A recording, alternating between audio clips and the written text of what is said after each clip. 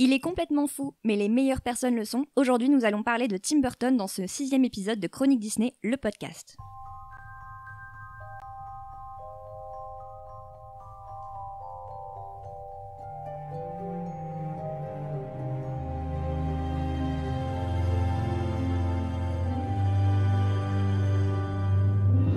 I only hope that we never lose sight of one thing, that it was all started by a mouse. Chronique Disney, le podcast. Bonjour et bienvenue dans ce nouvel épisode de Chronique Disney, le podcast. Aujourd'hui, à l'occasion de la sortie du nouveau film des studios Disney, Dumbo, notre épisode sera consacré au cinéaste Tim Burton et notamment à sa collaboration plus ou moins harmonieuse avec les studios Disney. Pour parler de ce sujet, je suis aujourd'hui avec Franck. Bonjour Victoire. Avec Fred. Bonjour Victoire. Et Karl. Bonjour Victoire. Donc bien sûr, Tim Burton a fait énormément de films depuis le début de sa carrière, mais bien sûr, nous n'allons parler que des films Disney aujourd'hui, ça sera déjà bien assez dense comme ça. Donc du coup, pour commencer, j'ai une première question pour vous trois. Quel est votre film Disney de Tim Burton préféré ? Bon, je vais commencer moi. En fait, c'est difficile parce que moi, je suis un grand fan de Tim Burton, donc je les aime un peu tous. Mais si je dois en mettre un au-dessus des marches, c'est L'étrange Noël de Monsieur Jack. Voilà. Ok. Et toi, Franck ? Je dirais L'étrange Noël de Monsieur Jack, mais comme je vais être plus précis en disant un film réalisé par Tim Burton, ouais. J'en donnerai 3 en fait, parce que j'ai du mal à... Je dirais entre Édouard aux mains d'argent, puisque maintenant c'est un Fox et qui appartient donc à The Walt Disney Company, Ed Wood, qui était sorti chez Touchstone, et le dernier Dumbo. Ah ouais, carrément, tu l'annonces dès le début, quoi. Voilà. Et toi, Karl ? Ouais, sans conteste, je dirais Ed Wood. Ok, donc plutôt des anciens films de Tim Burton, quoi. Plutôt un ancien Ed Wood, c'est que 94, ouais, ça fait 25 ans. Ok, donc entrons maintenant dans le vif du sujet de cet épisode, la carrière de Tim Burton avec Disney. On va d'abord commencer par évoquer l'enfance de Tim Burton. Il est né le 25 août 1958 à Burbank. Alors il faut imaginer que Tim Burton, il est né dans une banlieue type américaine, toutes les maisons sont identiques, les rues sont bien géométriques, les pelouses sont bien tondues, c'est Édouard aux mains d'argent. Voilà, c'est ce genre de banlieue avec les façades de toutes les couleurs. Il habite à côté du cimetière, alors peut-être que ça va l'inspirer pour la suite de sa carrière. Il a une enfance plutôt normale, Tim Burton. Il a une enfance plutôt normale au départ. Alors c'est quand même un petit garçon qui est assez introverti, qui est assez seul, qui vit chez sa grand-mère au début de l'adolescence, qui s'installe tout seul après. Sa grand-mère paye le loyer dans un appartement au-dessus d'un garage, il a 16 ans. C'est quelqu'un qui traîne sur Hollywood Boulevard, qui est dans le milieu du cinéma, même s'il y appartient pas encore, mais tous les grands studios sont dans les parages. Et donc, il s'imprègne de cette atmosphère un peu particulière d'une banlieue qui est vraiment type, voilà, dans un univers de rêverie tout autour, puisque les studios produisent des films qui le font rêver, mais sa vie à lui est pas un rêve du tout. Et donc c'est quelqu'un qui cherche des échappatoires et qui essaye de changer un peu du quotidien. Alors j'ai noté 5 choses qui permettent à Tim Burton de sortir un peu de son quotidien. La première, tout d'abord, c'est qu'il adore les films qu'il appelle les films étranges.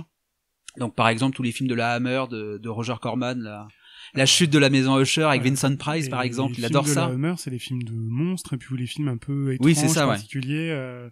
Voilà, c'est devenu maintenant des grands classiques du cinéma, ouais. Et surtout des films cultes. Alors à petit budget, c'est pas produit, mais qui étaient souvent soit des adaptations d'auteurs comme Edgar Allan Poe, qui est l'auteur favori de Tim Burton. Donc voilà, il adore ce genre de films-là. Il adore aussi les films avec des effets spéciaux, mais des effets spéciaux du passé. Les films avec les marionnettes de Ray Harryhausen, par exemple, l'animation image par image, ça vous avez Simbad le marin, Jason et les Argonautes, ouais. Et puis, il aime bien aussi, alors, sur ma feuille, je suis peut-être méchant, j'appelle ça les films de série B minables, donc des espèces de films qu'on n'y queue ni tête. Alors, la Hammer en a produit, parce que dans les années 60, quand Tim Burton est gamin, la Hammer, c'est pas l'apogée du studio, hein. C'est un peu une catastrophe, donc j'en ai noté un qu'il aime beaucoup, c'est Dr. Jekyll et Sister Hyde. Et donc c'est un mélange du roman de Stevenson avec Jack l'Éventreur, il y a un peu d'érotisme et tout dedans, c'est particulier. Après il regarde beaucoup la télé, Tim Burton, donc il regarde les films de monstres qui passent le samedi après-midi, Godzilla, il adore Godzilla par exemple, et puis il aime bien l'animation. Et donc dans les différentes biographies qui lui sont consacrées, on nous parle des films de Disney forcément, Dumbo, de Bugs Bunny, etc., etc. Ouais. D'ailleurs, c'est comme ça qu'il va ensuite rejoindre pour ses études California Art Cal Institute. Arts. Cal Arts. Après, Cal Arts, en fait, Tim Burton a toujours dessiné. Et en fait, comme c'était un enfant solitaire, et voilà, un de ses jeux, c'était, il a commencé à faire des tout petits films, notamment qui projetaient ses voisins. C'est des choses, par exemple, qu'on peut retrouver dans Frankenweenie, le court-métrage, où le petit garçon, en fait, dans le court-métrage de Frankenweenie, réalise aussi des films de monstres avec son chien. Il passait son temps à effrayer les voisins, et en fait, très tôt, il a été repéré par ses professeurs à l'école parce qu'il dessinait. Alors, dans un style particulier qui lui est bien propre, mais il dessinait, et en fait, il a gagné notamment un concours un jour pour dessiner les camions, les emblèmes et les insignes des camions, pour les camions de la municipalité. Et effectivement, il s'est dirigé très tôt vers le dessin, et l'avantage d'habiter dans la banlieue de Los Angeles, c'est qu'effectivement, il y a la Cal Arts, qui est le California Institute of Arts, qui a été financé et plus ou moins créé quand même par Disney. Tout à fait. Oui, sauvé par Disney et restructuré par Disney dans les années 60. Et en plus, donc Tim Burton, il a quand même décroché une bourse d'études pour pouvoir faire ses études. Et il est plutôt talentueux puisqu'il rentre directement en deuxième année. Sachant que l'année d'études à Cal Arts, aujourd'hui, c'est $54,000 l'année. Quand même. Oui. Enfin, en 2010. En 2019, pardon. En 1979, il termine ses études à Cal Arts. Il fait son film d'animation de fin d'année qui est intitulé L'attaque du céleri monstrueux, lui permet d'être remarqué et embauché par les studios Disney, dont le siège est à Burbank. Et c'est là qu'il commence sa collaboration avec les studios. En fait, il a été embauché d'abord comme intervalliste. Alors pour ceux qui ne savent pas ce que c'est qu'un intervalliste, dans les dessins, dans l'animation traditionnelle, c'est-à-dire l'animation où tout est dessiné, voilà, les grands animateurs dessinent les grandes images des séquences clés du film, et ensuite, comme il faut 24 images pour faire une seconde de film, vous avez des dessinateurs qui dessinent en fait les mouvements intermédiaires. Aujourd'hui, tout ça n'existe plus, puisqu'en fait, il suffit d'appuyer sur un bouton et l'ordinateur fait ça très bien. Mais à cette époque-là, c'était comme ça. Donc, il est rentré chez Disney comme intervalliste. Alors là, il faut imaginer un Tim Burton qui est très content de rentrer chez Disney. Il rentre dans l'une des industries les plus renommées pour l'époque, et tout content avec son art, il se retrouve à travailler sur Rox et Rookie. Et là, c'est le choc. Parce qu'en plus, à cette époque-là, il faut savoir que, voilà, on est au début des années, enfin, on est dans 79, je crois qu'il rentre chez Disney. En 79, ouais. Donc, l'âge d'or de Disney est bien loin derrière. Ouais, Disney est mort depuis longtemps. Le studio s'est jamais vraiment relevé de la mort de Disney. Il y a deux équipes qui cohabitent chez Disney. Ceux qui sont les survivants des Nine Old Men encore, qui étaient là du temps de Walt Disney, et les nouveaux animateurs qui ont été plus ou moins imposés par la direction de Disney aussi, qui aussi veulent produire des choses, et il y a vraiment deux équipes qui s'affrontent. La vieille garde qui détient le savoir et qui sait faire tout ce qui marche, et la nouvelle qui a plein de nouveaux projets et qui a plein de nouvelles idées. Après, l'ancienne garde, elle est quasiment partie. Lors de Rox et Rookie, il ne reste quasiment plus personne. Il reste Frank Thomas, Ollie Johnston, Eric Larson et Cliff Nordberg. Et qui ont encore une énorme influence à l'époque au sein des studios. Tous les projets, on met un de ces animateurs-là quand même pour superviser aussi les nouvelles équipes et pour leur transmettre le savoir. Une influence qui a quand même pris un sacré coup, c'est quand Don Bluth est parti en embarquant toute la charrette de nouveaux, d'où après le recrutement de nouveaux jeunes, dont Glenn Keane, Ron Clements, John Musker, et Tim Burton faisait partie de la promotion. Que vous pouvez voir très facilement dans le très beau documentaire qui s'appelle Waking the Sleeping Beauty, qui retrace en fait toutes ces années un petit peu de transition. Dans lequel on voit d'ailleurs Tim Burton jeune à un moment. Oui, tout à fait. Ouais. Alors bon, il déteste ça, les animer les petits renards tout mignons. Il explique lui-même qu'il sait pas dessiner un animal à quatre pattes correctement. C'est un calvaire.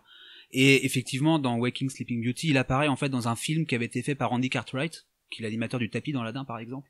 Et Cartwright, en fait, il filmait ses collègues. C'était un film pour le plaisir. Et on voit Burton au bureau, blême. Il en jouait en fait. Là, pour le coup, il joue un peu la comédie, mais la place qui est la sienne n'est pas forcément viable. Il attend la suite, en fait. Là, après, il y a le projet Taram qui arrive sur la table, et là, ça le botte. Il est plus intervalliste, il est concepteur visuel, donc il est plus animateur. Et là, il va faire plein de dessins. Et là, il s'éclate. Ah ouais, il va faire plein de dessins, sauf que... Et tout part à la poubelle. Tout part à la poubelle. En fait, on lui met un nouveau animateur dans son bureau pour essayer de le driver un peu. Ça sera le jeune Andreas Deja, qui deviendra une grande légende de l'animation Disney. Mais Andreas Deja fait des dessins très Disney, en fait. Oui. Et Tim Burton... on retrouve dans ses dessins des caractéristiques, les bandes blanches et noires, les courbes et tout ça revient beaucoup. Les déformations, les monstres.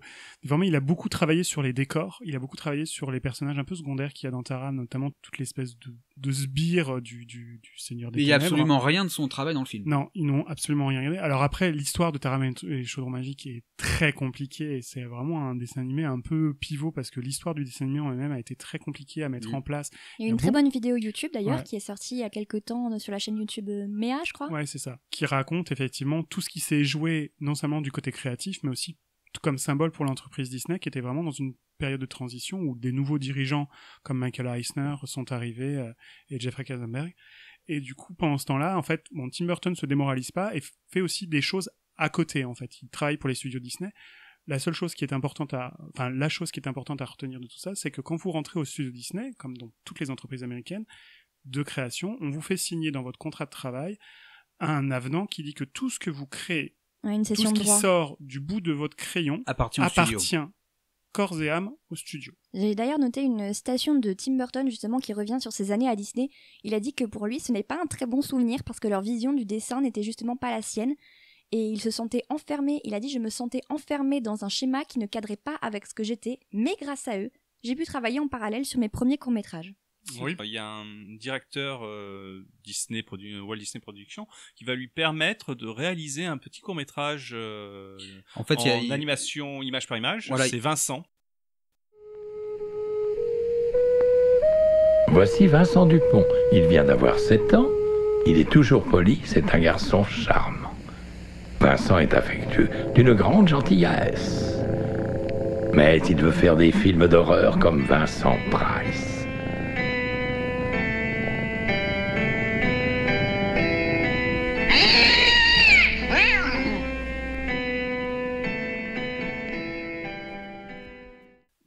En fait, il y a deux cadres qui le soutiennent parce que il est plus près de la porte que de l'entrée, Tim Burton. Il y a Julie Exon qui est une productrice exécutive importante, et Tom Will-Height, c'est lui dont tu parles, qui est lui chargé de développement créatif. C'est ça. C'est lui qui lancera Tron par exemple, ou tous ces films expérimentaux du début des années 80. Et donc au printemps 82, il reçoit une enveloppe de $60,000, donc c'est pas rien pour quelqu'un comme lui, voilà. Et on lui dit il a son petit texte sur Vincent qui est un petit poème. Sur un gosse solitaire qui est fan de Vincent Price et d'Edgar Allan Poe. Et on l'autorise à faire plus ou moins ce qu'il veut, donc il fait ça en noir et blanc, c'est de l'animation image par image. Ça ressemble beaucoup à ce qu'il fera après, en fait. Ça s'inspire beaucoup de Ray Harryhausen aussi, en fait, dans sa façon de faire. Le personnage ressemble au personnage des Noces Fumées. Le petit gamin ressemble au personnage. Et la cerise sur le gâteau. Alors, par quelle négociation ça s'est passé, mais Vincent Price est le narrateur du poème. Je crois qu'il est tellement fan, en fait, Vincent Price, c'est la star de Tim Burton depuis sa plus grande enfance, en fait. Et il essaiera de lui rendre hommage de nombreuses fois jusqu'au décès de l'acteur, en fait. Et il y aura un deuxième court-métrage qui va être fait cette fois-ci pour Disney Channel. Ça s'appelle Hansel et Gretel, fait avec des acteurs japonais. Et c'est vraiment très très très très très très bizarre à voir. C'est un peu kung-fu. C'est sur YouTube pour ceux qui veulent. Alors Disney le diffuse, hein. Alors c'est pareil, il a le soutien, là, cette fois-ci il a $160,000, donc les gars ils débloquent quand même une belle enveloppe. Voilà. Il est diffusé pour Halloween à 22h30. C'est ça, en complet avec Vincent d'ailleurs. D'ailleurs Vincent remportera, il a été montré en France, hein, il était montré au Festival d'Annecy et il a remporté le prix de la critique. Donc déjà les gens quand même savaient qu'il y avait un vrai potentiel chez jeune réalisateur. Là, les gars de chez Disney commencent à se demander ce qu'il fait, hein. Enfin, le Hansel et Gretel mis en fond de placard à 22h30 sur Disney Channel, on sent bien que on le reverra plus jamais avant l'exposition de New York, je crois. Donc, je sais pas si même Vincent a été montré au cinéma. C'était prévu et je suis pas sûr que ça a été diffusé en fait. Si, ça a été diffusé, mais avec l'étrange Noël de Monsieur Jack, non? Mais pas Vincent est sorti, mais il est sorti en prélude d'un film qui s'appelle Tex, qui est un film pour adolescents. Oui. Mais il n'est jamais sorti en court-métrage de présentation d'un film d'animation Disney, comme c'était couramment le cas, et que maintenant c'est redevenu couramment. Et puis après, il y a Frankenweenie. Voilà, Frankenweenie, alors qui est un court-métrage pour le coup extraordinaire, tourné entièrement en noir et blanc, avec ce gamin en fait qui adore les films de monstres et qui va c'est Burton en fait. Voilà, c'est Burton et qui son chien se fait écraser et il va essayer de le faire revivre. Enfin, c'est une réécriture de Frankenstein. Il y a des sacrées vedettes là-dedans. Il y a Shelley Duvall qui a tourné pour Kubrick dans Shining. Il y a Daniel Stern. Il y a des gros moyens et Disney au départ prévoit de sortir le film en avant-programme de la ressortie de Pinocchio.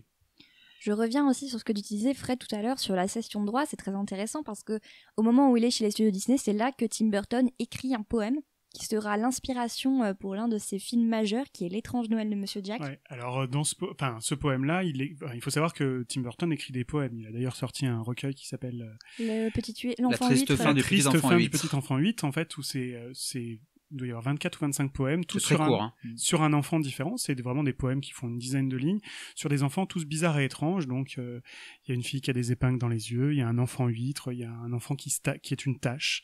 Voilà, donc c'est très particulier, mais c'est très intéressant. Et on imagine que ça, il l'a proposé au gars de chez Disney, et ça a dû couper court. Et juste pour finir sur Frankenweenie, donc le film, au final, ne sort pas au cinéma. Non. Il est prévu avant Pinocchio, et les gars de la censure interdisent, du coup, la projection aux moins de 12 ans. Ça fait un tollé. C'est pas possible.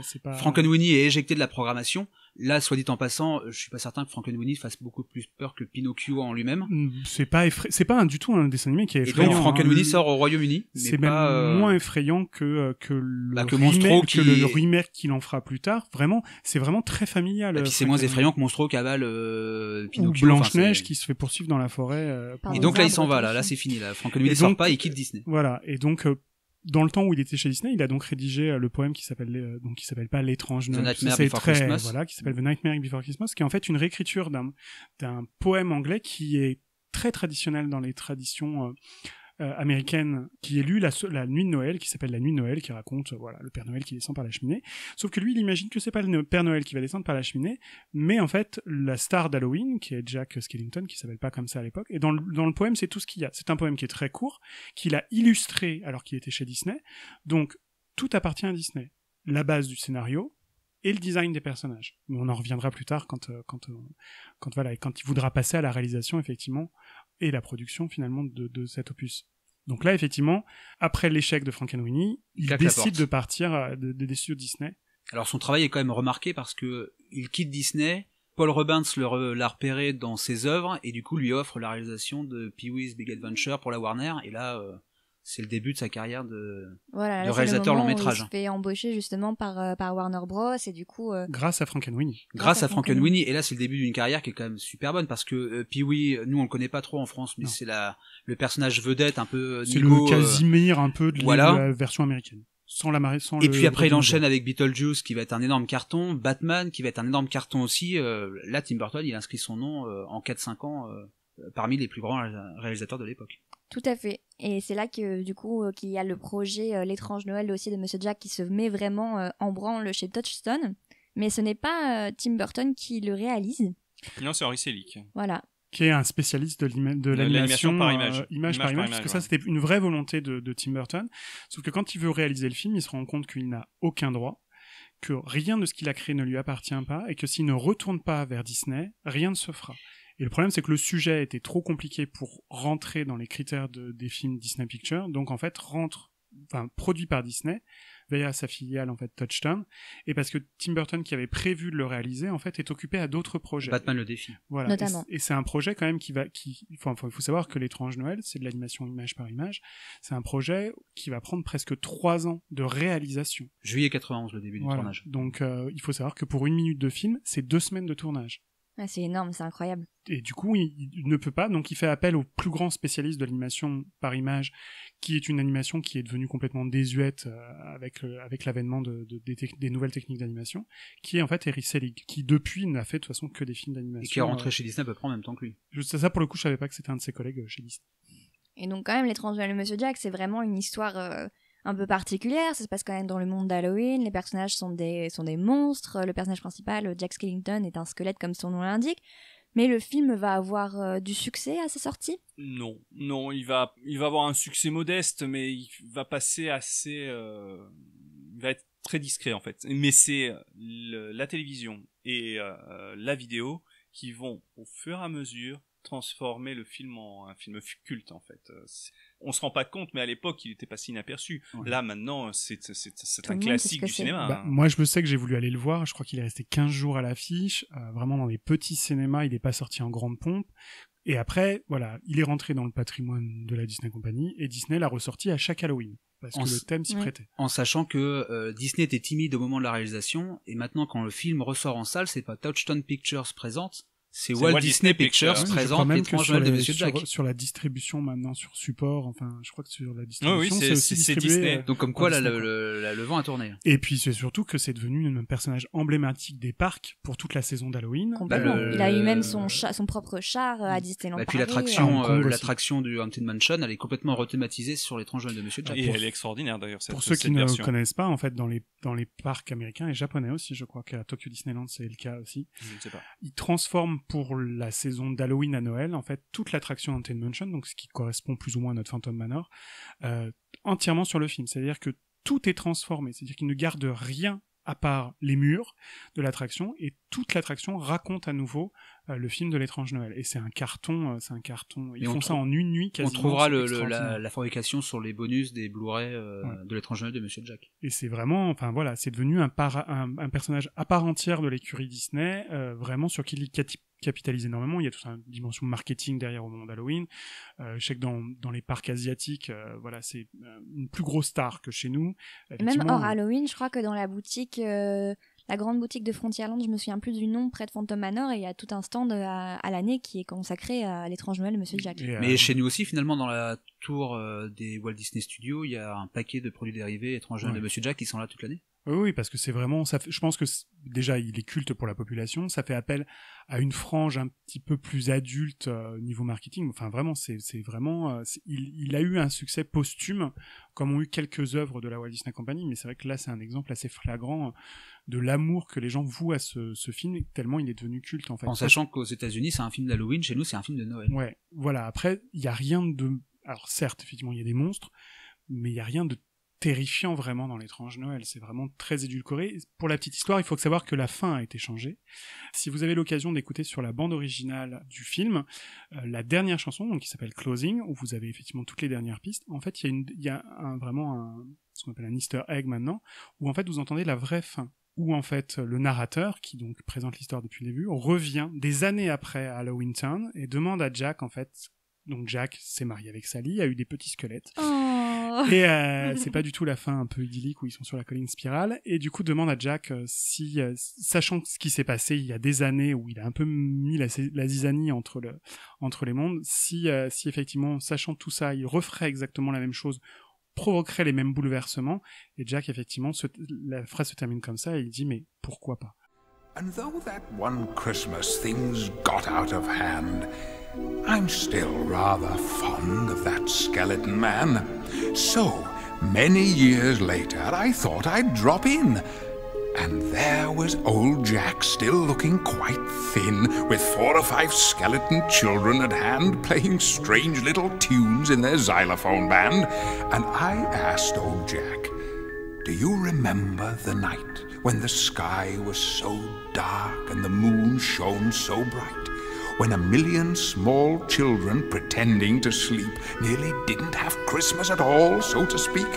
And would, if you could, turn that mighty clock back to that long, fateful night? Now, think carefully, Jack. Would you do the whole thing all over again, knowing what you know now, knowing what you knew then? And he smiled like the old pumpkin king that I knew, then turned and asked softly of me, wouldn't you? Voilà, et ça c'est la vraie fin, et qu'on nous a un peu offert en bonus sur la piste. Et c'est la seule version qui existe. Il n'y a aucune version qui a été, même dans les bonus, montrée, filmée ou quoi que ce soit. Donc j'ai jamais eu l'explication. Je m'étais toujours dit que si un jour j'avais la chance de le rencontrer en privé, je lui poserais la question, mais je n'ai pas eu. Mais ça, effectivement, ça a été, il l'a dit, la vraie fin a été celle-ci en fait.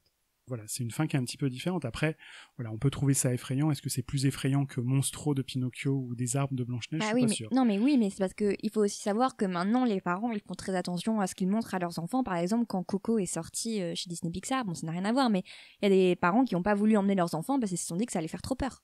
Tu vois? Rien d'effrayant dans Coco. Oui, mais tu vois, il y a certains parents qui sont très, très protecteurs, donc voilà. On en pense qu'on veut, vous faites ce que vous voulez avec vos enfants.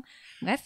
Il y a eu aussi donc un autre film qui est sorti très peu de temps après. Cette fois, ce n'est plus un film d'animation, mais un film avec de vrais acteurs. Et c'est l'une des premières collaborations de Tim Burton avec son acteur fétiche Johnny Depp.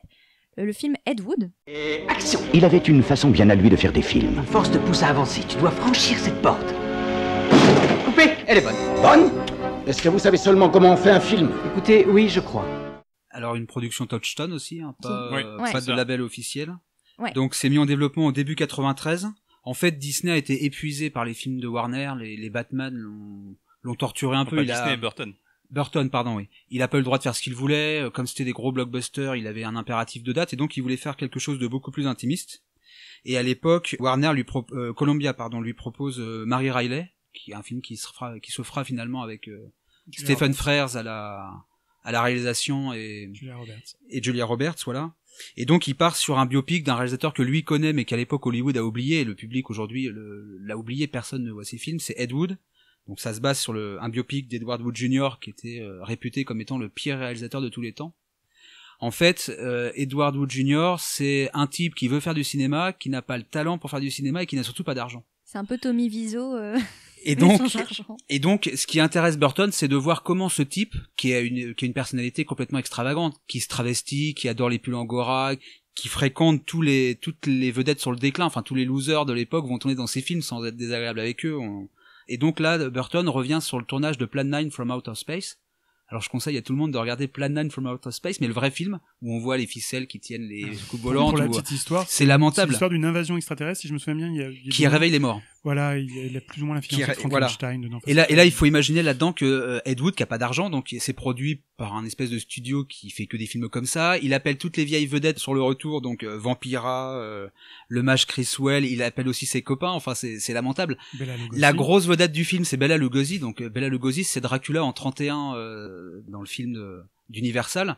Et Bela Lugosi, il est devenu héroïnomane. Il est adepte à la morphine et tout. Donc ça. Et d'ailleurs, Lugosi meurt au début il meurt avant le début du tournage de Plan 9 from Outer Space. Donc ce film-là, il a une valeur particulière, c'est que le film commence par un vieil homme qui ramasse une fleur dans son jardin, et ça, c'est les images de Lugosi filmées par Ed Wood à l'époque.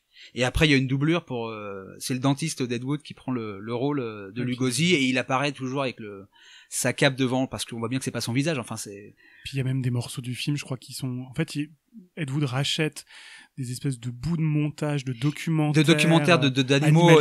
Oui, c'est ça. Il va piquer d'ailleurs la pieuvre du studio voisin qui est plus utilisée dans les réserves. Enfin, c'est lamentable. Pour monter ça dans son film comme si c'est lui qui l'avait tourné. Enfin, c'est extraordinaire. Et du coup, Tim Burton donc lui consacre un biopic. Alors au départ, Tim Burton il signe avec Columbia pour faire son film. Et puis finalement, Columbia monte le projet, ça les intéresse plus. Ils lui disent que non, ça se tournera pas. Burton convainc Disney de racheter le contrat qui le liait à Columbia, donc c'est Disney qui finance ça par Touchstone. Le tournage a lieu en août 93. Alors, moi j'adore ce film, donc je suis peut-être pas objectif. La critique est plutôt correcte. Alors par contre, c'est un four monumental. Les gens se déplacent pas. C'est le premier gros beat de Tim Burton. Non, la critique est plutôt bonne. Hein. La critique, oui, non, la critique est bonne. Mais alors le public se déplace pas. Ouais, le film rapporte $6 millions en Amérique du Nord, alors qu'il a coûté le triple. J'étais allé le voir au cinéma lors de la fête du cinéma et j'avais adoré. Mais c'est un film génial, mais il a longtemps été caché en fait. Ouais. Enfin, il n'était pas forcément édité correctement. Je pense que c'est un film pour les amoureux du cinéma, pour voir ce qu'a été le cinéma, ce qu'a pu être le cinéma, parce que le cinéma c'est pas que l'âge d'or d'Hollywood, il y a aussi des réalisateurs qui sont géniaux dans leur folie, mais voilà. Mais c'est vrai que c'est un film qui est très particulier parce que on retrouve tout l'esprit de Tim Burton, donc les gens bizarres, son amour vraiment pour ce cinéma très particulier. Le fait de l'avoir tourné en noir et blanc, un cachet, ça fait vraiment film de monstre. Martin Landau qui joue le rôle de Bela Lugosi qui récupère l'Oscar du meilleur acteur dans un second rôle, qui est extraordinaire dedans, vraiment de réalisme, voilà. Mais je pense que les gens Batman était passé par là. Batman, c'est l'explosion vraiment de tout ce qui est l'art de Tim Burton et de tout le concept de ce qu'il sait faire. Et là, pour le coup, il y a que l'esprit, mais il y a pas le concept, parce qu'il y a pas de décor grandiose comme ceux de Batman. Non. Il y a pas de gens qui crèvent. Enfin voilà. Mais il a un peu tourné Ed Wood comme Ed Wood tournait ses films. Ça sent le truc un peu fait de bric et de broc. Après, Johnny Depp est excellent dans ce rôle-là, et on sent que lui, il a cette espèce de connivence avec Tim Burton sur un peu les mêmes. Ils aiment les mêmes. Mais il faut voir la distribution.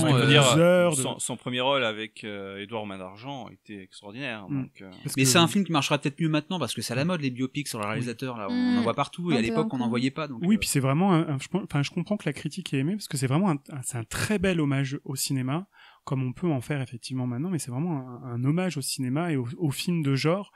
et c'est extrêmement bien fait, c'est extrêmement bien réalisé, la lumière est vraiment bonne, il y a un casting extraordinaire. Le casting est très bien, vraiment, Bill Murray qui est bien fait, et vraiment c'est à voir, on passe vraiment pas un mauvais moment, mais je pense qu'il y a eu une décoloration entre ce que les gens attendaient d'un film de Tim Burton, de ce qu'ils en savaient, ce qu'ils en avaient vu, de ce qui avait vraiment plu au public, et effectivement de ce que lui aime vraiment faire au cinéma. Mais il faut pas oublier que la moitié des films de Tim Burton à cette époque-là, ça a été des films qui ont été commandés, donc où il était effectivement enfermé dans une relation qu'on lui demandait de faire, où il a effectivement apporté quelques touches. Dans Batman, c'est flagrant. Enfin, il s'est fait mettre plus ou moins dehors de la Warner à cause de Batman le défi, qui pour eux était invendable aux enfants tellement il était noir, et où les héros centraux sont les méchants et sont pas Batman. D'ailleurs, ils changent leur fusil d'épaule avec Batman Forever et Batman et Robin que Tim Burton produit. Il les réalise pas, et là ça a dû lui faire mal. C'est flashy là. C'est pas resté dans l'histoire du cinéma ces deux films. Du coup, ensuite, il va travailler sur un autre projet d'animation, de nouveau chez Touchstone, je crois, qui est James et la pêche géante. Non, chez Disney pour le coup. C'est chez Disney. Et de nouveau avec Henry Selick à la réalisation. Voilà, mais là pour le coup le rôle de Tim Burton sera très minime, il sera juste producteur. Il a fait une partie de la direction artistique, je crois. Quelques dessins, quoi, comme concept art. Parce que dans James et la pêche géante, donc c'est l'histoire d'un petit garçon qui se retrouve, comme son nom l'indique, dans une pêche énorme avec des insectes. Et les insectes ont un design quand même très burtonien finalement. Un peu tout dégingandé. Je pense que la scène qui fait le plus penser à Tim Burton, c'est justement celle avec celle des pirates où on voit l'équivalent de Jack Skellington, qui est le capitaine. J'avais complètement oublié cette scène. Apparaît en fait. C'est un petit caméo. Oui. Ouais, voilà. C'est ça. Ouais, c'est marrant. Et donc après ça, il y a quand même plusieurs années où il n'y a plus du tout de collaboration entre Tim Burton et Disney. Tim Burton va faire son non, sauf que on peut aborder vite fait La planète des singes qui sera fait chez la Fox. Oui, c'est vrai. Maintenant, ça appartient à Disney. Ouais. À Disney. Alors, il n'y a pas de collaboration avec Disney, mais il y a un hommage quand même. C'est dans Sleepy Hollow, la légende du cavalier sans tête, qui est sûrement un des meilleurs films de Tim Burton, à mon avis. Qui est produit par la 20th Century Fox aussi. Non, c'est Warner. Produit par, c'est Francis Coppola qui produit. Voilà. Bref. Qui est certainement un des meilleurs films de Tim Burton, le plus proche de ce qu'il aime faire. Voilà. Et là, il y a un passage dans le film qui est pratiquement plan par plan un hommage au crapaud et le maître d'école de 49, donc le classique animé de Disney. On a Ichabod Crane qui est poursuivi par le cavalier sans tête. Donc dans le film, c'est Brom Bones qui est déguisé. Et il lui projette la citrouille enflammée, et donc on a le même plan de la citrouille qui est projetée face caméra, qui arrive sur le spectateur en fait. Ça c'est clairement un hommage parce qu'en fait, à la légende de la vallée endormie. Dans le crapaud et le maître d'école, qui est une anthologie aussi qui comporte 2 courts-métrages. Oui, c'est ça, la mare aux grenouilles et la légende de la vallée endormie. Et donc du coup qui est le Sleepy Hollow, où du coup était aussi un des films d'animation avec Dumbo préféré de Tim Burton. Donc c'est effectivement flagrant que c'est un hommage appuyé. Oui, c'est un hommage appuyé. Enfin, à cette époque-là, Burton, il va bosser pour 10 ans pour tous les studios d'Hollywood, pratiquement. Il bosse pour Warner sur Mars Attacks, avec Fox sur La planète des singes, Big Fish chez Columbia, et il reviendra finalement chez Disney. En 2010. Ouais, alors, en 2010, mais en 2007 déjà. Le projet, date de 2007. Le projet date de 2007, et quand Walt Disney Pictures demande à ce qu'il y ait nouveau film en prise de vue réelle développé sur Alice au Pays des Merveilles, le projet débarque en avril, et dès novembre, c'est Tim Burton qui signe pour réaliser 2 films. Déjà à ce moment-là, ils disent que ce sera pour 2 films Disney en prise de vue réelle, dont la nouvelle adaptation d'Alice. Et là, ça va marquer un énorme tournant dans les films live-action de Disney.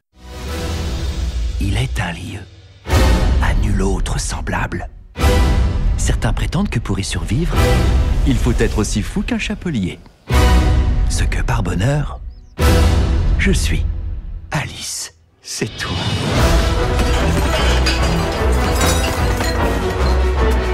Tu es revenue, Alice? Alice! La fameuse Alice? Tu es Alice, ça ne fait aucun doute, je te reconnaîtrai entre 1000. Vous êtes en retard pour le thé! Alice est revenue au pays des merveilles. On les coupe la tête! Ça suffit. Alors, ce film est important pour Disney comme pour Burton, parce que le film va cartonner. 1 milliard. 4,5 millions d'entrées en France. Voilà. Il faut dire, le film est sorti au bon moment. En fait, il est sorti 3 mois après Avatar. Avatar qui est sorti en avril 2010, c'est ça? C'est ça, ouais. Et Avatar était donc le premier film en 3D, et donc les gens avaient tellement adoré qu'ils étaient en appétence de nouveaux films 3D. Et Alice au Pays de Merveilles va être le premier à proposer de la 3D, même si ça sera du converti, ça sera pas du... C'est pas filmé en 3D. C'est pas filmé en 3D comme l'était Avatar, mais c'était un nouveau film 3D, et donc il arrive à point nommé, et le public va se ruer dans les salles, surtout qu'Alice au Pays des Merveilles est quand même assez populaire, et ça va être un carton, et ça va être le plus gros succès de Tim Burton de sa carrière. Oui. Mais c'est le premier remake Disney c'est le premier live action. Remake, ouais. Alors non, parce qu'il y en a eu dans les années 80. Ah oui, dans les années 90, il y a eu le livre de la jungle, les 101 Dalmatiens. Donc voilà. C'est vrai qu'il y avait eu les 101 Dalmatiens. Enfin, ouais. Après, voilà, Alice au Pays des Merveilles. Mais là, ça proposait vraiment une nouvelle histoire. C'était vraiment. C'est la suite normalement des aventures d'Alice telles qu'elles ont été. Elle retourne dans le En terrier. fait, elle repart à l'adolescence, sur le point d'être mariée plus ou moins de force quand même, au fils plus ou moins. Mariée de force au fils de l'associé de son père.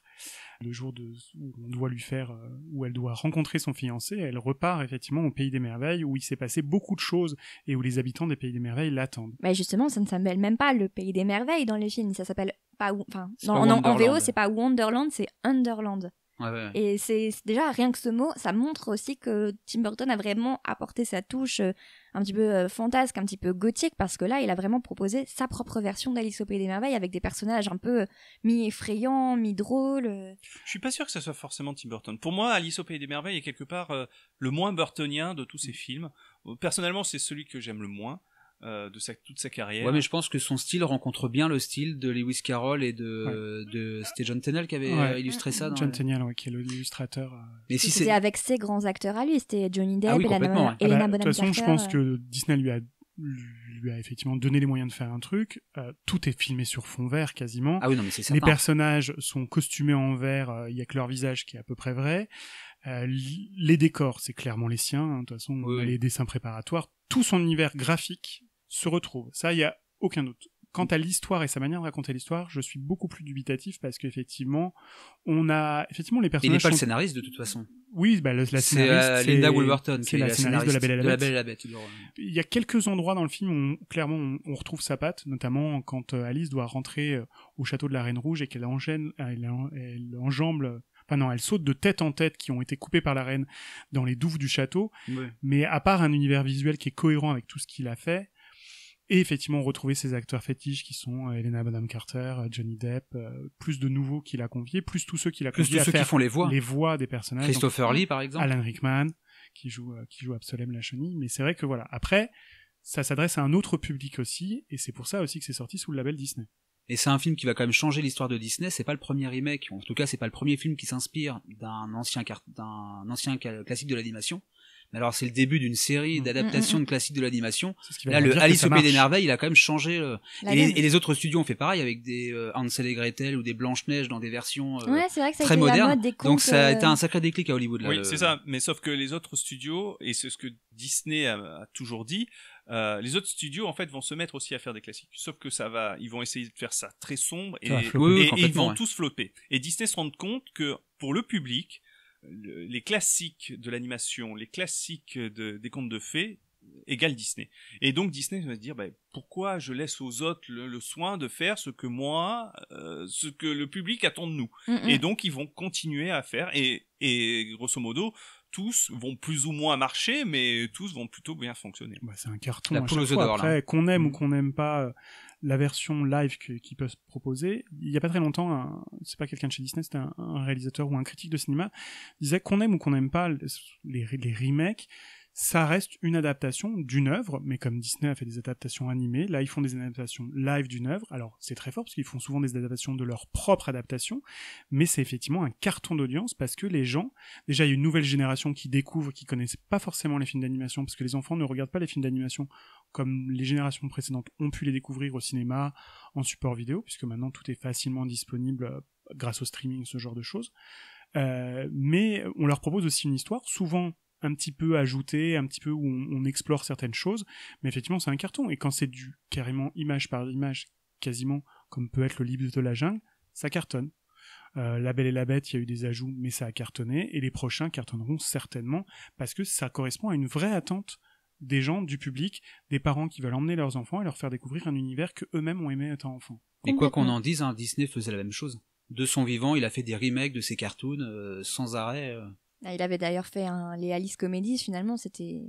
Oui, puis un de ses premiers cartoons à l'époque de la Lossogram, c'était Cendrillon, il a adapté Cendrillon, enfin, et puis les cartoons en noir et blanc sont, pour certains, ont été refaits en couleur, enfin, il a fait ça sans arrêt. Voilà. Le The Orphan Benefit a été en noir et blanc, il a été refait en couleur. Voilà. Pour revenir sur Tim Burton, donc, il refera une autre adaptation de grands classiques Disney, mais entre-temps, il revient à l'animation et il va réadapter aussi du coup un de ses premiers courts-métrages, mais cette fois version longue, qui est Frankenweenie. Oui, tout à fait. En fait, il va réutiliser, cette fois-ci en étant réalisateur, l'histoire de Frankenweenie, il va l'étoffer et il va utiliser l'animation image par image. Je pense que jusqu'à maintenant, ça a été le film de cette décennie, des années 2010, où il a été le plus salué par la critique. Tout le monde considère que c'est son meilleur film de cette décennie. C'était un bon chien, un ami fidèle. Le compagnon rêvé pour un enfant. Quand on perd un être cher, il ne s'en va jamais tout à fait. Il reste pour toujours quelque part dans ton cœur. Mais je le veux pas dans mon cœur. Je le veux ici avec moi. Je sais. Nous le ferions revenir si c'était possible. Le chien est vivant.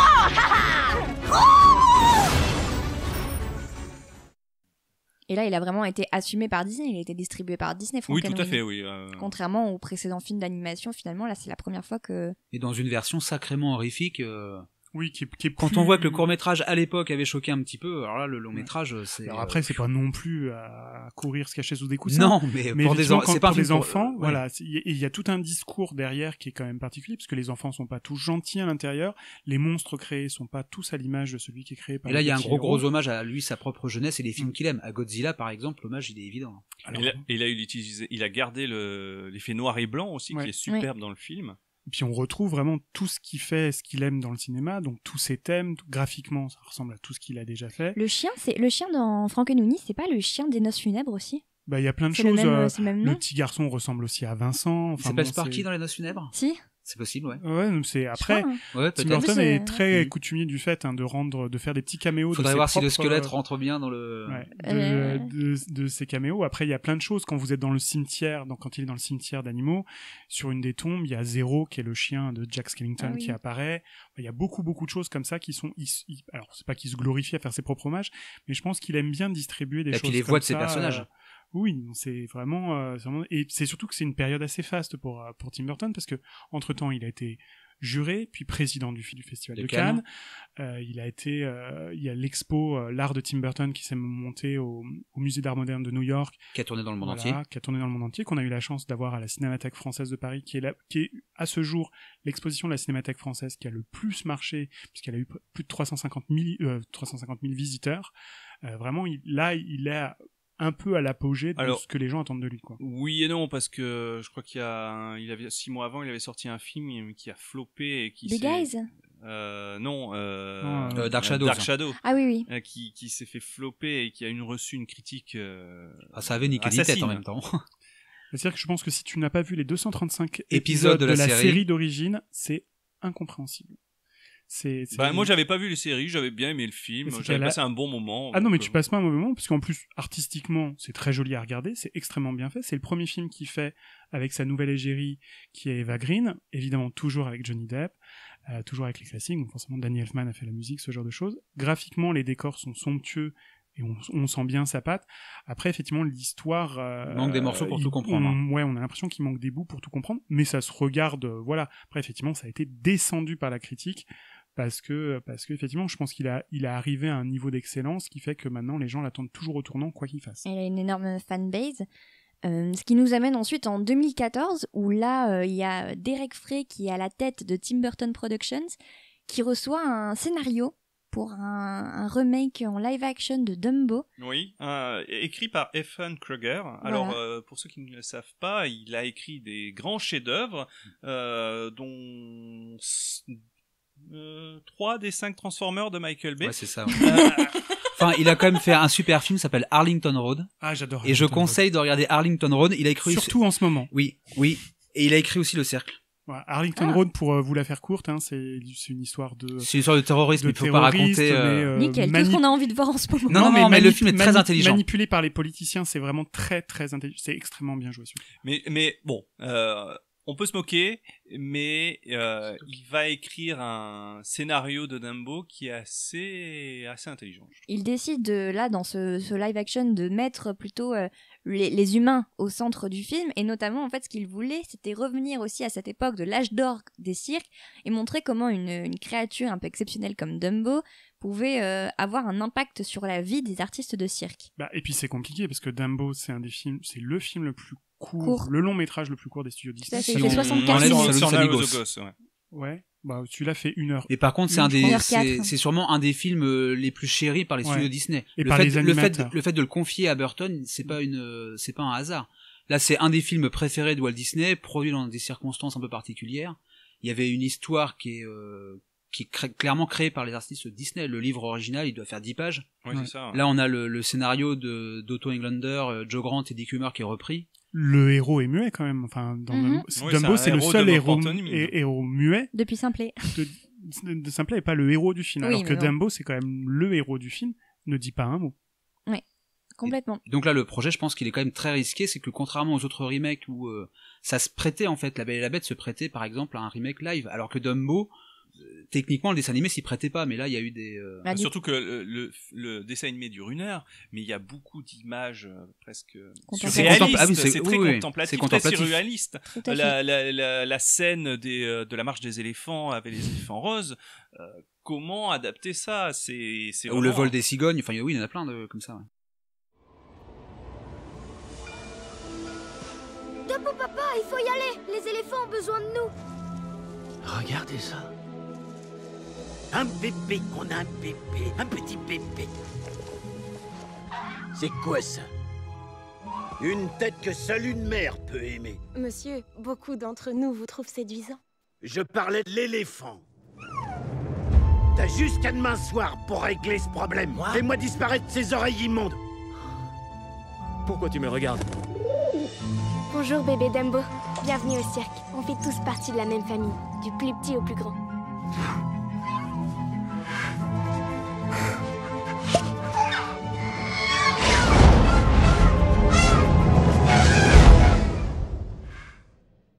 Dumbo est sorti le 27 mars 2019 en France. Il propose une nouvelle histoire, comme on l'a dit, il met les humains au centre de l'histoire, et donc il y a notamment au casting Danny DeVito, Michael Keaton et Eva Green, qui sont les 3 acteurs fétiches de Tim Burton. Maintenant, il n'y a plus Johnny Depp.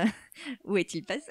Après, Johnny Depp était certainement retenu sur d'autres projets, mais le film ne lui a jamais été proposé de toute manière.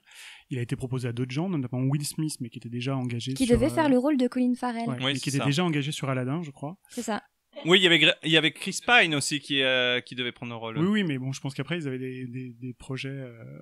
Toujours est-il que ça a été proposé en dernier recours à Colin Farrell qui a accepté. Après, Tim Burton s'entoure de toute manière depuis des années toujours de la même équipe, le même directeur artistique, le même directeur photo, le même compositeur. Danny Elfman est de retour. Oui, Danny Elfman a fait tous ses films sauf 2. Ed Wood. Pas Ed Wood, parce qu'en fait, il faut savoir que Tim Burton s'occupe toujours de la même équipe depuis des années, le même directeur photo. Il a un de ses collègues animateurs chez Disney qui le suit depuis des années, dont je me rappelle plus le nom, qui fait une partie de sa direction artistique.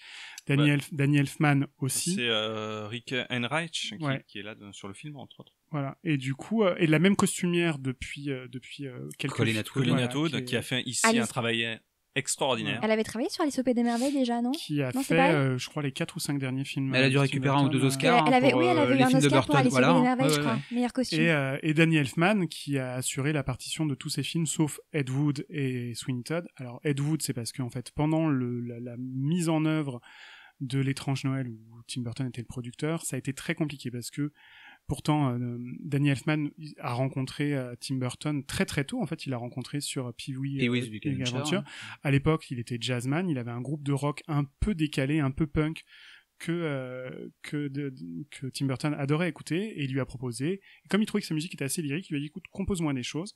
Et pour en revenir à L'Étrange Noël, Danny Elfman est quelqu'un de très prolixe, et en fait, voilà, comme je l'ai dit tout à l'heure, le film a mis 3 ans à se faire parce que c'est extrêmement long. Toute la labiale des personnages, voilà, Jack Skellington a 27 ou 28 têtes qu'il faut changer à chaque image pour que ça corresponde au phrasé sur là. Et c'est un film qui chante. Enfin, L'étrange Noël, c'est une comédie musicale. Et Elfman fait la voix d'ailleurs de. Et Elfman fait la voix Jack Skellington, chantée. la voix chantée. La voix chantée, c'est sûr. La voix parlée, je suis pas tout à fait. Non, c'est un tracteur. Mais et en fait, il écrivait beaucoup de chansons. Et en fait, à chaque fois, il proposait une nouvelle idée. Et en fait, à un moment, c'est devenu ingérable. Et Henry Selick et Tim Burton lui ont dit, écoute, non, c'est plus possible. Et en fait, il avait écrit une partie des chansons, enfin, il avait écrit toutes les chansons qui sont dans le film, et il a claqué la porte. Et donc, pour Ed Wood, c'est Howard Shore qui a fait la musique. Pour Sweeney Todd, forcément, c'était impossible, puisque c'est la partition de Stephen Sondheim, puisqu'en fait, c'est la mise en image de la comédie musicale Sweeney Todd, le barbier de Fleet Street. Pour revenir à Dumbo, Franck, est-ce que tu pourrais nous faire le résumé de cette nouvelle histoire ? Ça se passe juste après la Première Guerre mondiale, et le personnage de Holt Farrier, qui travaillait dans un cirque, revient de la guerre, et manchot. Mutilé, j'allais dire. La Première Guerre mondiale. Première Guerre mondiale, oui. Et il retrouve ses enfants, et il essaye de se reconnecter avec eux. Et parallèlement, le propriétaire du cirque, qui s'appelle Max Medici, a acheté une éléphante qui va mettre bas. Elle met bas un petit éléphanto qui est un peu bizarre, il a des grandes oreilles. Et donc, il va donner pour rôle à Holt de s'occuper de ce bébé et de pouvoir en faire quelque chose, parce que mine de rien c'est un investissement, et il faut que le cirque a du mal, et donc voilà. Et au final, Dumbo va réussir, tout le monde connaît l'histoire, il va réussir à s'envoler, il va devenir un grand phénomène. C'est quand même une des différences par rapport au film d'animation, c'est que dans le film d'animation, c'est un peu le climax du film quand Dumbo s'envole, alors que là, c'est 20 minutes après le début. C'est ça, c'est tout le monde connaît l'histoire. Voilà, oui, bien sûr. J'ai pas dit que c'était mal, j'ai juste noté la différence. Le film d'animation, en fait, est repris dans le premier tiers du film, et les 2 derniers tiers sont totalement inédits. On est plus dans un remake. C'est pas un remake, c'est une adaptation en fait du film d'animation, un peu comme l'était Peter Elliot le Dragon quelque part. Voilà, il propose une toute nouvelle histoire en fait. Toute nouvelle histoire. Et la deuxième partie, qu'on va pas raconter ici pour laisser un peu de surprise, mais c'est un grand propriétaire de parc d'attractions en fait qui va essayer de récupérer en fait ce petit cirque de province et ce phénomène de foire qu'est Dumbo. Un parc d'attractions qui s'appelle Dreamland. Qui est tenu par V.A. Van der Meer, joué par Michael Keaton. Ouais, en fait, c'est typique de cette époque-là. C'est l'époque où Coney Island a été construit et a prospéré à New York, qui est en fait le premier vrai parc d'attractions tel on l'entend aujourd'hui. Alors pas à thème comme Disneyland, mais parc d'attractions où on propose au public des expériences. Alors effectivement, il y a des manèges, mais il y a aussi des expositions de sciences. Il y a tout un tas de choses. Et effectivement, ce propriétaire, sous couvert de récupérer l'éléphanto en fait, on lui a promis que l'éléphanto était extraordinaire. Du coup, engage tout le cirque. En fait, il rachète pas le cirque, il engage et fait un partenariat du coup avec l'ancien petit propriétaire du cirque. Donc c'est la grande compagnie qui rachète la petite. N'y voyez pas forcément des choses à mettre dedans, mais effectivement c'est comme ça que ça se passe. Et là effectivement, comme dans tous les films de Tim Burton, les apparences sont toujours trompeuses et ce qu'on voit en premier abord n'est pas toujours la réalité. Donc il va se passer effectivement énormément de choses. Il y avait un défi de taille dans ce nouveau remake live action, c'était Dumbo justement, ce petit éléphant aux grandes oreilles. Comment concevoir aujourd'hui en animation à l'ordinateur, même si aujourd'hui on a énormément de moyens, comment concevoir un éléphant qui ressemble à un éléphant mais qui ait des oreilles disproportionnées? C'est tout un défi de création quand même. Ah oui, et je trouve qu'il a plutôt bien réussi. Donc il est forcément tous les animaux sont en CGI dans le film. Il y a aucun. Sauf les chiens et les chevaux, c'est les seuls qui sont réels. Ils ont réussi à trouver une apparence qui ressemble en fait l'éléphant ressemble à la fois un éléphant réel, mais pour autant le fait qu'il arrive à voler avec ses grandes oreilles, c'est aussi crédible. Donc avec des yeux où on regarde dedans, on tombe et on peut que il a des très beaux yeux bleus comme dans le dessin animé. Voilà, on peut être que charmé par le personnage. Moi je reconnais que quand j'ai vu la bande-annonce, j'ai eu très peur parce que je me suis dit vraiment ça fait étoc. Enfin vraiment on essaye de nous vendre un truc qui est invendable. Après, dans la bande-annonce, peut-être que tous les effets spéciaux n'étaient pas encore prêts. C'est souvent le cas. On l'a vu pour Aladdin, par exemple, les choses ne sont pas tout à fait terminées. Pour les effets spéciaux qui prennent la post-production prend beaucoup de temps dans ce genre de choses. Et j'avoue que quand j'ai vu le film, ça a complètement disparu. Alors bien sûr, effectivement, les animaux générés par ordinateur ne sont pas réalistes, mais ça ne pose aucun problème, ni pour rentrer dans l'histoire, moi ça ne m'a absolument posé aucun problème. Finalement, il y a très peu d'animaux dans Dumbo, à part justement Dumbo et Madame Jumbo qui est sa mère. Il y a quand même beaucoup plus d'humains que d'animaux dans ce nouveau live action. Oui, mais il y a les petites souris, d'ailleurs on verra un petit clin d'œil à Timothée. Justement, où il est Timothée? Moi il m'a manqué quand même dans ce remake. Il est dans le film, il est à plusieurs reprises. Parce que il est 2 secondes, il parle même pas. Il a même pas de petit costume. Il a son costume. Si, il a son costume. Dans sa cage en forme de mini-cycle. Oui, il a son costume. Après, comme c'est du point de vue des humains, on pouvait pas avoir des animaux qui parlent. Donc Timothée, c'était impossible. Et surtout que ça aurait rendu le film beaucoup plus enfantin, en fait, avec des animaux. Ouais. On aurait été Stuart Little, quoi. Donc non, c'était pas possible. Et je trouve que c'est très intelligent d'avoir mis plein de clins d'œil au film d'animation de 1941 et via le Casey Junior au début extraordinaire. Ça c'est une très bonne scène. C'est donc la scène d'introduction du nouveau film Tim Burton. C'est vraiment un superbe clin d'œil à la scène d'ouverture. C'est plus qu'un hommage appuyé, ça se déroule à peu près de la même manière. Avec la carte, les endroits qui apparaissent. Le train est un vrai train, mais il a un design qui effectivement rappelle tous les films de Tim Burton, qui est notamment un hommage au chat de l'entreprise Shrek dans Batman 2 le défi. Il a exactement la même tête. Mais voilà, et c'est extrêmement réaliste, ça ne choque absolument pas, parce qu'en plus on est en plein âge d'or du ferroviaire aux États-Unis. Et ils remettent un petit peu la petite musique du train du bonheur, mais très discrètement. Ouais, très discrètement. C'est le travail qu'a fait Danny Elfman sur la partition est très extraordinaire. C'est-à-dire qu'il a réussi à intégrer toutes les partitions du film d'origine, toutes les musiques que les gens connaissent, donc la chanson du train, la chanson de la parade des éléphants, de manière très discrète, et ça, effectivement, ça se coule dedans, et ça fait un petit rappel pour les gens qui connaissent bien le film, ça va parfaitement bien. Effectivement, la chanson du train y est. Une autre scène que je trouve superbe, c'est la naissance de Dumbo.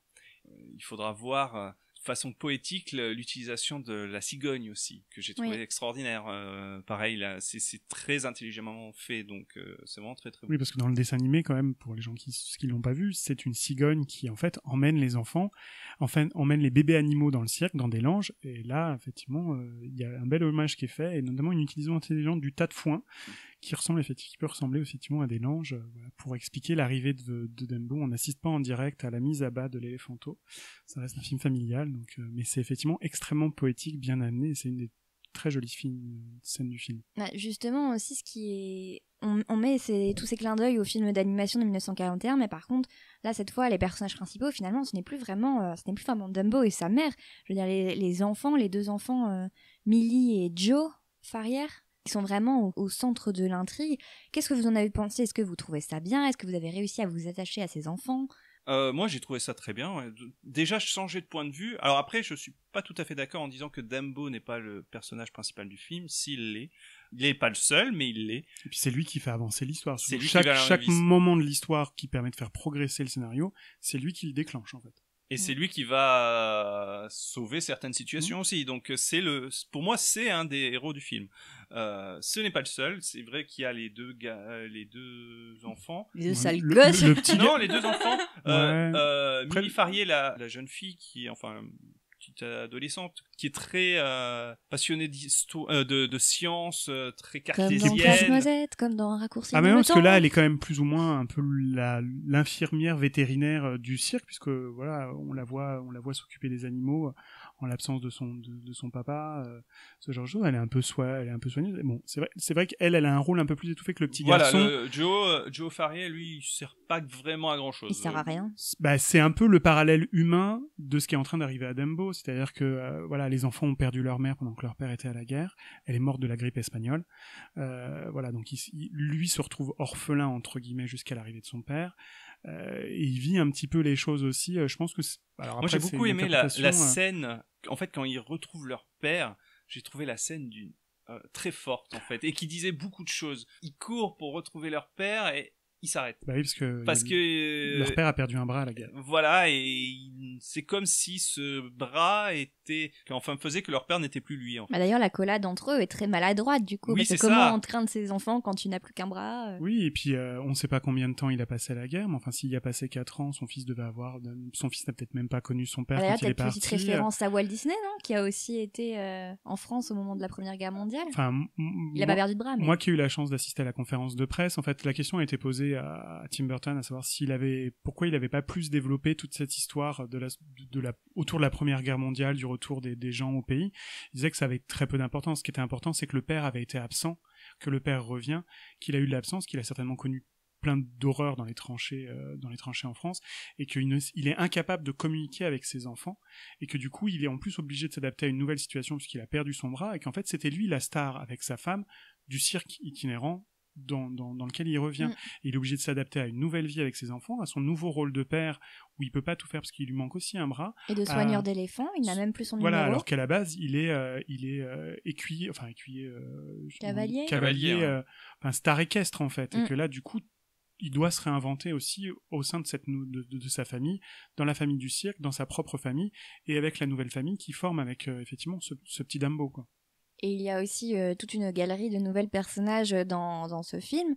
Donc il y a, on en a parlé, il y a quand même, bien sûr, il y a de nouveau le directeur du cirque, cette fois qui est incarné par Danny DeVito, et qui est quand même un peu plus gentil que dans le film d'animation. Je trouve Danny DeVito extraordinaire dans ce film. Il est très très bon, ouais. Il brille, il rend son personnage très émouvant, très attachant, et surtout dans la deuxième partie où on le sent tiraillé, et vraiment il fait ça fait plaisir de le voir dans un rôle comme ça. Et il incarnait déjà Monsieur Loyal dans Big Fish, non ? Ouais, alors c'est pas tout à fait le même rôle que dans Big Fish, parce que dans Big Fish il a un rôle un petit peu, mais c'est un peu le même style, sauf que là c'est vraiment le père de famille, c'est-à-dire qu'on se rend très vite compte que il a créé son cirque, il lui donne un nom familial alors qu'il est fils unique, et effectivement il s'occupe de tous les gens du cirque comme une petite famille, et vraiment chaque personne du cirque, y compris les animaux, c'est le père de famille, et il veut pendant tout le film ce qu'il y a de mieux pour, quitte à faire pas forcément les bons choix, mais du moins il essaye de maintenir une espèce d'unité au sein de sa famille, quoi. Par opposition à Van de Ver, qui est le directeur de Dreamland et qui est joué lui par Michael Keaton,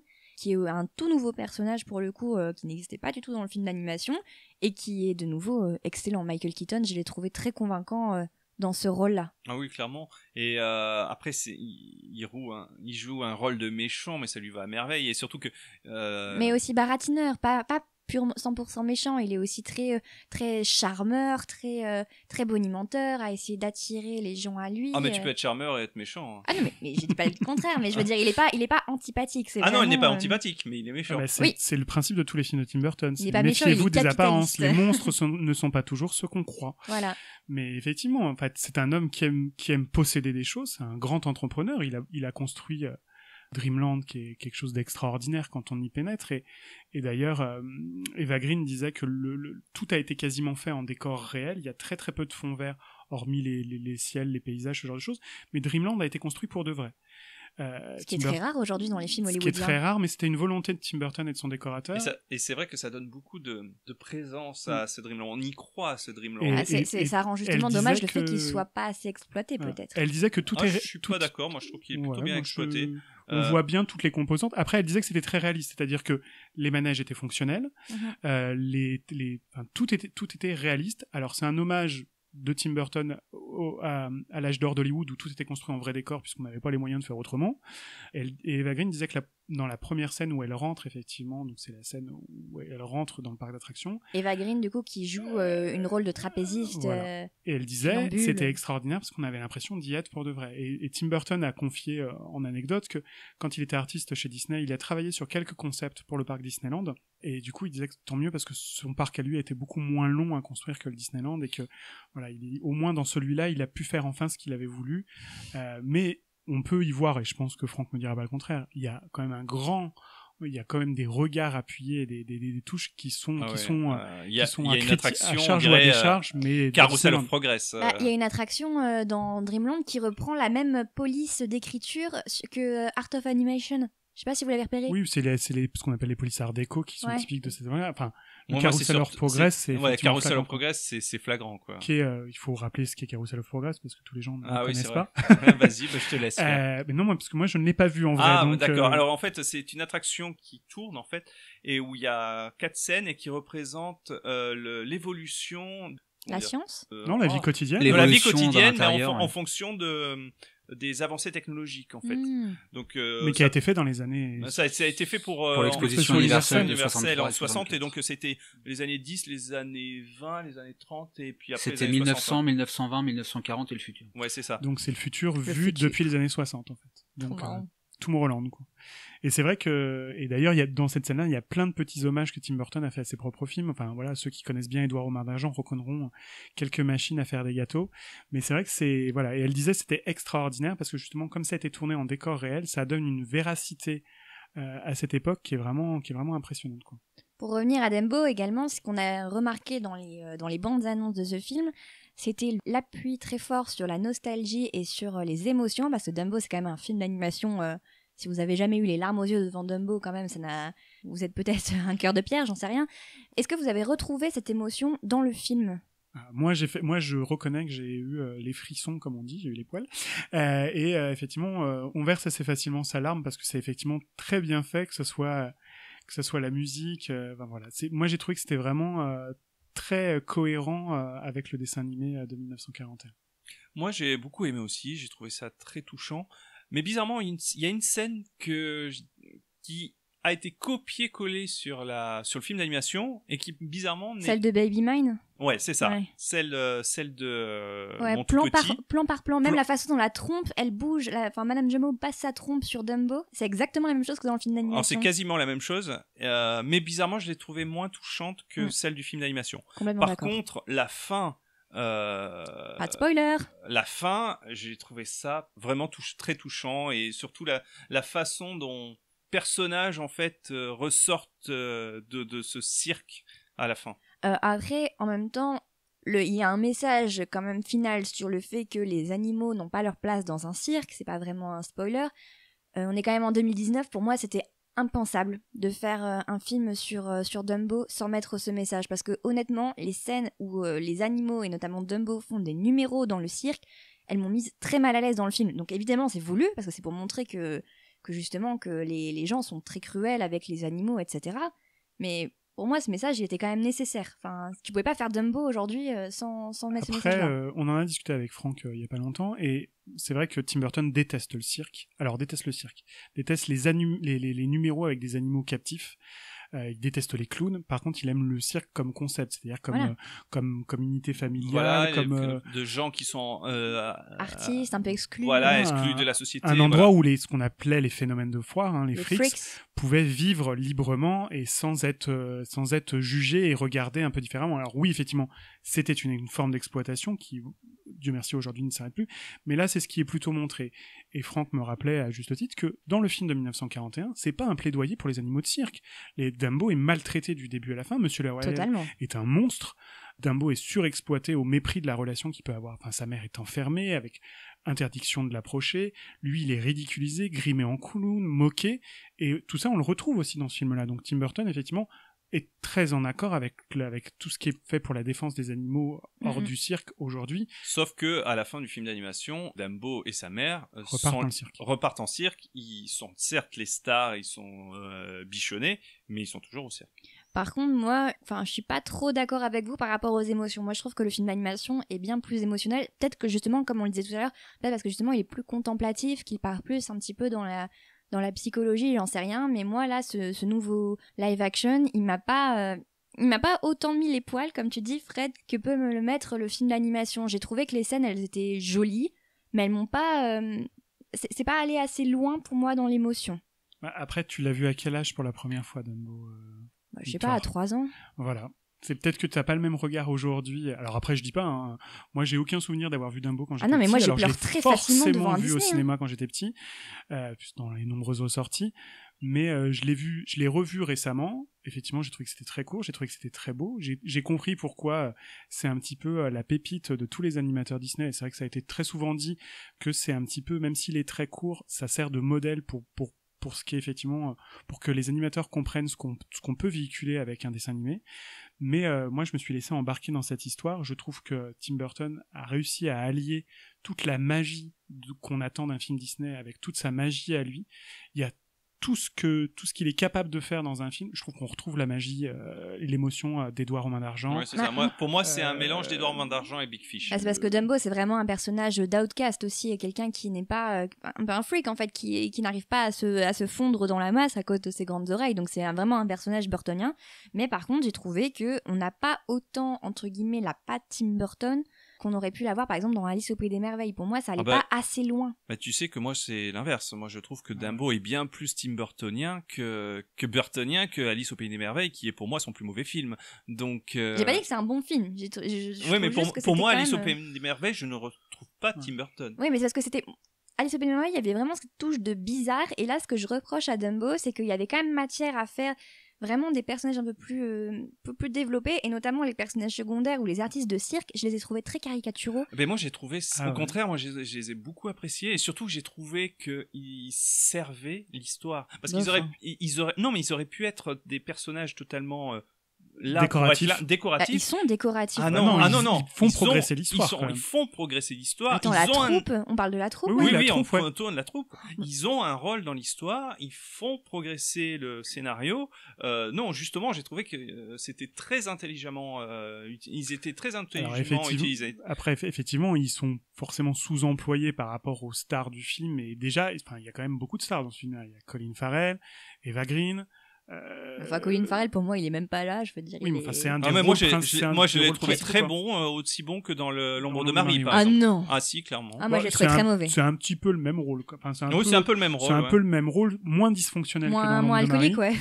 Oui, aussi, mais voilà, le personnage tel qu'il est dans Dumbo pourrait devenir totalement alcoolique avec tout ce qui lui est arrivé. Enfin, il rentre de la guerre, il apprend que son épouse est décédée, qu'il se retrouve avec ses 2 enfants, qu'il a plus son job, il va être obligé de ramasser, excusez-moi, mais les déjections des éléphants jusqu'à la fin de ses jours s'il a pas le choix. Yes. Voilà, il pourrait très bien devenir alcoolique, et c'est pas le cas. Et ben non, justement dans cette espèce d'Amérique qui se relève de plein de choses, lui il prend le problème à bras le corps, il dit c'est pas grave, on va trouver une solution, et même si cet éléphanteau il est pas comme les autres, on arrivera à l'aimer et à le faire aimer de la famille du cirque. Et c'est vrai que je trouve que tous les autres personnages secondaires montrent vraiment qu'il y a une petite famille. D'ailleurs, la chanson Baby's Mine est chantée par un des freaks du cirque, très joliment réinterprété, pas du tout en fond sonore illustratif, mais vraiment interprété dans le film. Attends, elle dure 2 secondes là dans le film. La chanson n'est pas forcément très longue dans le dessin animé non plus. Et on voit vraiment qu'ils sont tous solidaires les uns des autres, quelles que soient les situations. Et c'est ensemble qu'ils vont sortir des périls qu'on va leur mettre. Alors bien sûr, toujours Dumbo est en fer de lance. Alors on parle pas non plus d'Eva Green qui finit par intégrer aussi, vouloir intégrer une famille un petit peu différente que celle où elle est, puisque elle, comme Dumbo, elle est enfermée dans une cage dorée qui est celle de Dreamland. Donc en définitive, est-ce que vous trouvez que Dumbo s'inscrit bien dans la filmographie de Tim Burton ? Pour moi, si on enlève Frankenweenie, c'est son meilleur film des années 2010. Déjà, et je dirais depuis Big Fish. Ok, carrément. Moi je suis assez d'accord. Je trouve que on y retrouve toutes les mentions, toute l'émotion un peu magique qu'il peut y avoir du conte, parce que Dumbo, tel qu'il est présenté là, c'est un conte, d'Édouard et Main d'Argent, avec les mêmes choses qui sont véhiculées derrière, qui, peu importe que vous soyez différent, alors à des 20 degrés, que vous soyez la star du film, que vous soyez un des à côté, des acolytes, des seconds rôles, même si vous êtes différent, vous avez votre place, et tout à côté, et tout en véhiculant des messages, ce que Tim Burton ne faisait pas forcément avant, parce qu'avant, son fer des lances, c'était de trouver c'était peut-être un message imposé par Disney. Non, je pense pas. Je pense que c'est vraiment ce qu'il pense, et le message sur les animaux, c'est vraiment quelque chose qui est au fond de lui et qui a toujours dit dans ses interviews. Il a dit maintes et maintes fois que l'univers des animaux captifs et du cirque, de toute façon de la captivité en règle générale, la plupart de ces héros, quand ils sont enfermés dans un de leurs films, arrivent à s'évader d'une manière ou d'une autre. Mais globalement, je trouve que Disney a laissé quand même a lâché la bride à Tim Burton sur ce film. Beaucoup plus que dans Alice au Pays des Merveilles. Oui, clairement, parce qu'on sent, parce que Dreamland, en fait, c'est un peu une critique de Disneyland quelque part, et ils l'ont laissé vraiment s'épanouir dans ce film, et ça se ressent vraiment. Du coup, là, à l'heure actuelle, on ne sait pas encore quel sera le score au box-office de Dumbo, mais s'il fonctionne, imaginons qu'il fonctionne et que Disney propose à Tim Burton de refaire une troisième adaptation d'un classique. Ah oui, je croyais une suite de Dumbo. Non, pas parce une que suite là, de Dumbo, plutôt encore un autre classique version live action à la sauce Tim Burton. Vous aimeriez voir quoi, vous, comme grand classique Disney interprété par Tim Burton? Alors pas Rox et Rookie parce que ça lui a donné des cauchemars. Bah si, c'est évident. Il y en a un qu'on a entendu parler qui serait peut-être fait. Taram. Ouais. Alors après, Taram va faire l'objet d'une adaptation a priori sur Disney+, qui sera l'organe de streaming lancé par Disney, puisqu'en fait Disney a toujours les droits des Chroniques de Prydain, qui sont l'œuvre d'origine, qui compte 6 volumes et dont Taram n'est l'adaptation que du 2e. Mais moi je pense qu'il ferait de très bonnes choses avec Merlin l'Enchanteur. Ou Pinocchio. Pinocchio, ça va être Guillermo del Toro, non, déjà? Pinocchio est en production. Et Merlin pour l'instant était aussi en pourparlers pour faire peut-être plutôt quelque chose qui serait destiné à une plateforme de streaming, mais voilà, de toute façon Tim Burton aime les Bossu, outsiders, ça pourrait être sympa, quoi. le Bossu Notre-Dame. Yes. Oui, ça c'est sûr. Sur les exclus et tout ça là. C'est donc la fin de cet épisode sur Tim Burton. Merci de nous avoir écoutés jusqu'ici. Merci à vous trois pour votre participation sur cet épisode. Merci Victoire. Bon, comme d'habitude, je vous rappelle que les films dont nous avons parlé ont tous été chroniqués sur chroniquedisney.fr. Il y a également le portrait de Tim Burton qui a été rédigé par Karl, qui est à lire sur le site. Donc je vous invite à foncer si vous voulez encore plus de détails sur ce grand cinéaste qui est Tim Burton. Cet épisode est disponible à l'écoute sur chroniquedisney.fr, Ocha, Apple Podcasts, Podcast Addict, Castbox, toutes les plateformes d'écoute de podcasts. Donc merci de nous avoir écoutés. Vous pouvez également nous retrouver sur chroniquedisney.fr, Facebook, Twitter, Instagram, YouTube, Spotify. On se retrouve le mois prochain pour un nouvel épisode. Et d'ici là, on vous dit à bientôt. Salut! Au revoir. Au revoir.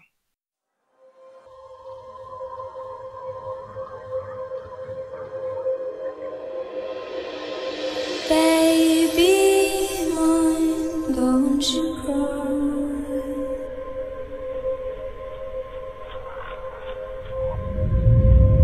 Baby mine, dry your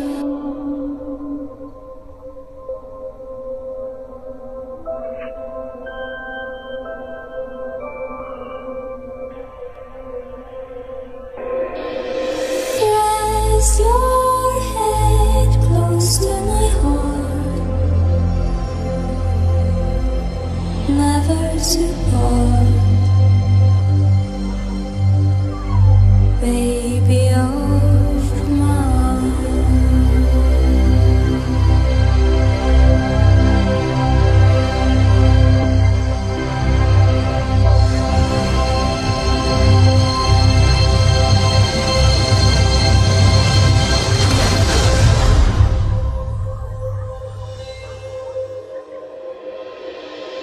Baby mine, don't you cry.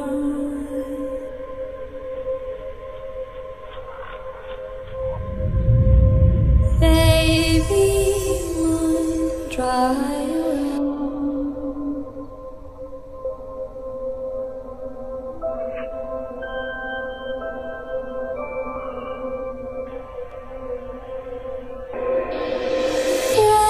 Press your head close to my heart, never to